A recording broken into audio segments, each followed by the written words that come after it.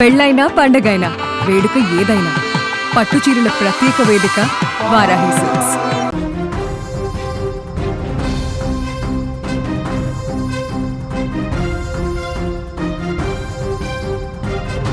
హైదరాబాద్ను వణికించిన software engineer Tejaswini మృతి case ఇప్పుడు కేవలం ఒక ఆత్మహత్య కాదు, ప్రతి గంటకు మలుపులు తిరుగుతూ ఊహించని సంచలనాలకు దారితీస్తుంది.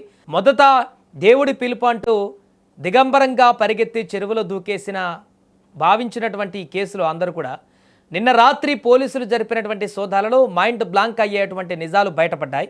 ఒక సాఫ్ట్వేర్ ఉద్యోగి నెలకి ఏకంగా ₹1,00,000 అద్దె కట్టడం ఏంటి? ఆమె చనిపోయిన ప్లాట్ పైన నడుస్తున్న ఆ చీకటి దందా ఏంటి? అసలు చెరువులో మృతదేహం దొరికిన ఆమె పట్టుకు వెళ్ళిన విగ్రహం ఏమైంది? ఈ కేసును క్షుణ్ణంగా పరిశీలిస్తే 3 షాకింగ్ కోణాలు ఇప్పుడు కనిపిస్తున్నాయి. మొదటి కోణం మాయమైన అమ్మవారి విగ్రహం. పోలీసులు సేకరించిన సీసీటీవీ ఫుటేజ్ ప్రకారం తేజస్విని దిగంబరంగా పరిగెత్తుకుంటూ వెళ్ళి గుడిలోని అమ్మవారి విగ్రహాన్ని ఎత్తుకొచ్చింది. విగ్రహంతో పాటే చెరువులోకి దూకింది. తెల్లవారేసరికి తేజస్విని శవం నీటిపై తేలింది. కానీ ఆ విగ్రహం ఏమైంది? ఒకవేళ ఆమెతో పాటే విగ్రహం మునిగిపోతే డిఆర్ఎఫ్ బలగాలు రంగంలోకి దిగి గాలిస్తున్నా ఎందుకు దొరకడం లేదు? అసలు ఆ విగ్రహం చెరువులోనే ఉందా, లేక ఆ రాత్రి ఆమె వెనక ఎవరైనా ఫాలో అయి ఆమె చెరువులో దూకిన తర్వాత ఆ విగ్రహాన్ని మాయం చేశారా? ఈ కేసులో ఆ విగ్రహమే మోస్ట్ క్రుషియల్ ఎవిడెన్స్ అయింది. ఆ విగ్రహం దొరికితేనే ఆ రాత్రి ఏం జరిగిందనేటువంటి మిస్టరీ కూడా వీడుతోంది. ఇక రెండవ కోణం పైసా వసూలు దందా. తేజస్విని ఒక సాఫ్ట్వేర్ ఇంజనీర్. నెలకు లక్షల్లో జీతం ఉండొచ్చు, కానీ ఆమె ఉంటున్న ఫ్లాట్కు రోజుకు 3,500 చొప్పున నెలకు అక్షరాల ₹1,00,000 అద్దె కడుతుంది. ఒక ఒంటరి యువతి అంత లగ్జరీ ఫ్లాట్లో ఎందుకుంటుంది?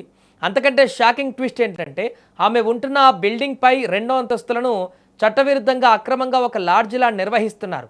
ఆ లాడ్జికి ఎవరు వచ్చేవారు? అక్కడ ఎలాంటి చీకటి వ్యాపారాలు జరిగేవి? ఆ అక్రమ లాడ్జ్ దందాతో తేజస్వినికి ఉన్న సంబంధం ఏంటి?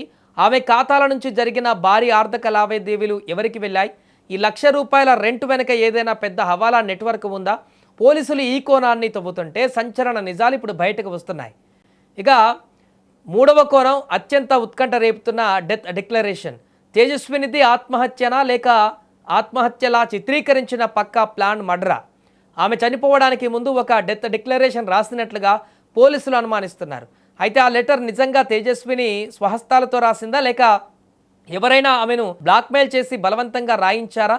కొంతకాలంగా ఆమెకు భయంకరమైన పీడకలలు వస్తున్నాయని, దేవుడు పిలుస్తున్నాడని తల్లి అరుణకు చెప్పిన మాటలు నిజమేనా, లేక ఆమెకు వింత మందులు ఇచ్చి ఆమె బలవన్మరణానికి పాల్పడేలా ఎవరైనా ప్రయత్నించారా? ఒకవైపు వింత ప్రవర్తన, మరోవైపు సస్పెక్టెడ్ లగ్జరీ లైఫ్ స్టైల్. ఈ రెండింటి మధ్య నలిగిపోయి తేజస్విని బలైపోయిందా అనే కోణంలో పోలీసులు ఇప్పుడు ముమ్మరంగా దర్యాప్తు చేస్తున్నారు. దిగంబర పరుగు, మాయమైనటువంటి విగ్రహం, నెలకు ₹1,00,000 అద్దె, బిల్డింగ్ పైనే అక్రమ లాడ్జ్. తేజస్విని మృతి వెనుక దాగున్న ఈ 3 కోణాలు చూస్తుంటే ఇదొక హై ప్రొఫైల్ మిస్టరీ అని స్పష్టమైపోతుంది. సీసీటీవీ ఫుటేజ్లు, ల్యాబ్ రిపోర్ట్స్ వస్తే కానీ అసలు నిజాలు బయటకు రావు. మరి ఈ 3 కోణాలలో సాఫ్ట్వేర్ ఇంజనీర్ తేజస్విని మరణానికి అసలు కారణం ఏమై ఉంటుందని మీరు అనుకుంటున్నారు? ఆ ₹1,00,000 రెంట్ ఫ్లాట్ వెనుక ఉన్న సీక్రెట్ ఏంటి? మీ అభిప్రాయం ఏంటో కూడా ఈ కేసుకు సంబంధించి కామెంట్ చేయండి.